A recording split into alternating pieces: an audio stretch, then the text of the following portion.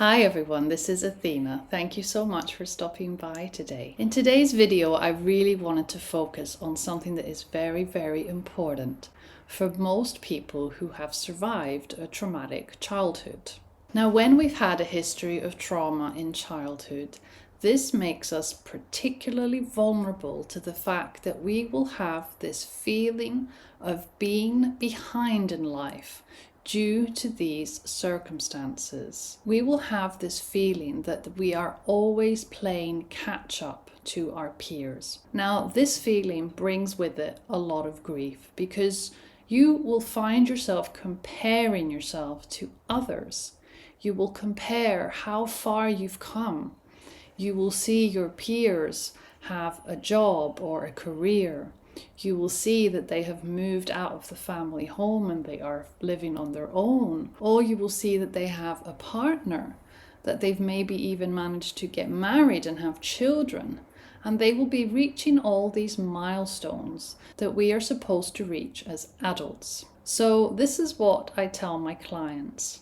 If you constantly compare yourself to others who did not have the same background as you, who did not live through the same trauma as you did, who are not the same person that you are with your strengths and your weaknesses and your ability to heal at a pace that makes sense to you, then it's not a fair race. When you find yourself in those moments of grief where you are comparing yourself to somebody who has managed to have a career, who has managed to have a partner, who have managed to do all the successful things that in society we are told, well, these are the milestones you must reach, otherwise you're not a healthy, well-balanced individual. Well, it's important to remember that your worth is not based on the things you have achieved in life, but it is based on the person that you are. People will remember you for the kind person that you are, not for the things that you've achieved in your life. Of course, it's important to have stability, to have an income, to have loved ones in your life, because as humans we need to have a circle of supportive friends. And if we are lucky enough to have a partner, then that's amazing. But not all of us will go down the same route, and that is okay. Some of us will have to focus on our healing. When you look at other people and you think they have it all, are they actually happy in their marriage? Is their career what they want it to be, or are they always feeling stressed and burnt out? Are they actually living life in a way that makes sense? Are they honoring the person that they truly are? Or are they just doing everything by the book? They got married, they had children, and actually they are really miserable. Actually, their marriage is very dysfunctional. And in reality, their children are really not feeling secure and happy and confident because all they see is their parents constantly fighting and struggling. So when you look at other people's lives, you may think that they appear to be the perfect life. It may seem, maybe from looking at social media, that they're having a fabulous time, that they are having a wonderful time, that they're always happy, that they don't have the same struggles that you do. But trust me when I tell you that everybody out there has got their own struggles. And if you feel that because of your trauma and your symptoms of cptsd that you are living with, you are not able to do as well as others, well, that is okay. Do you know why? Because those other people have not been carrying that extra load of trauma that you've been carrying around. It's almost as if you are walking around with a huge backpack on your back of difficult emotions, of hypervigilance, of triggers, of emotional flashbacks, of constant anxiety. And you are dragging that around no matter what you do in life. And everything that you do in life and everything that you succeed in life is really, really hard. It has taken a hell of a lot more effort for you to do those things than it would for somebody who doesn't have a history of trauma. So please give yourself some credit. Be self-compassionate. Tell yourself that you are doing great, that you are resilient, and that you keep going no matter how tough it has been. You will notice that you are really lonely and feel really isolated at times because your friends who had a healthy background, they don't understand where you're coming from. They don't understand how different life looks when you've had a history of trauma. And we all have a different pace and ability at healing ourselves. Some of us may be stronger and may have the finances to invest in a really good therapist that can help us with our healing process, whereas others aren't so lucky.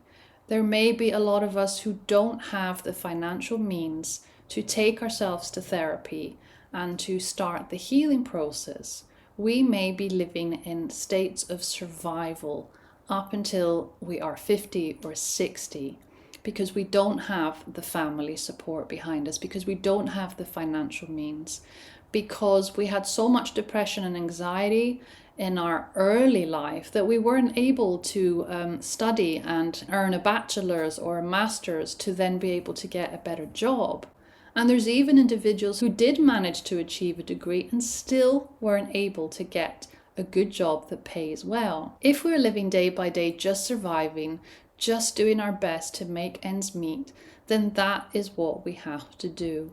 And sometimes life does not go the way we want. Some of us may be lucky. We may have a small income from work that we do, but actually we rely on our partner's income and we have that additional support. Now, if you have that additional support, that's great.